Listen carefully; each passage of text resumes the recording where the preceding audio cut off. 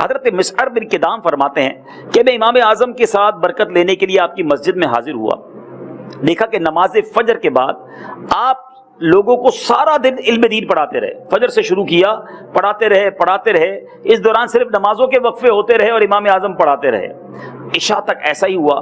عشاء کے بعد اپنے دولت قضا اپنے گھر پر تشریف لے گئے، تھوڑی دیر کے بعد دوبارہ لباس چینج کر کے عطر لگا کر دوبارہ نورانی چہرہ چمکاتے ہوئے مسجد میں آئے اور عشاء کے بعد نوافل شروع کر دیے۔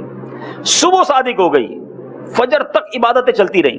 کہتے ہیں اب میں نے سوچا 24 آورز ہو گئے ہیں، 24 گھنٹے گزر گئے، اب آرام کریں گے۔ تو امام اعظم پھر گھر گئے، لباس تبدیل کیا، واپس آئے اور نماز فجر با جماعت ادا کی اور پورا دن پھر تدریس کا سلسلہ شروع کر دیا۔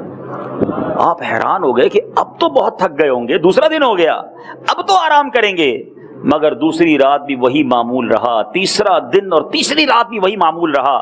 کہتے میں بڑا متاثر ہوا، میں نے فیصلہ کر لیا اب انہی کی خدمت میں رہنا ہے، میں ان کی مسجد میں منتقل ہو گیا، وہیں قیام اختیار کیا۔ اپنی مدت قیام میں کبھی امام اعظم کو بے روزہ نہ دیکھا، سارا وقت روزے سے دن میں ہوتے اور رات عبادت میں گزرتی، اور نوافل سے غافل نہ دیکھا۔ البتہ ظہر سے قبل آپ تھوڑی دیر کے لیے آرام کرتے، چند گھنٹوں کا آرام، صرف عبادت، علم دین کی ترویج و اشاعت۔ یہ اللہ والے کیسے تھے، اتنا بڑا نام، اتنے بڑے مفتی، اتنے بڑے عالم، مگر عبادت و ریاضت کا عالم یہ تھا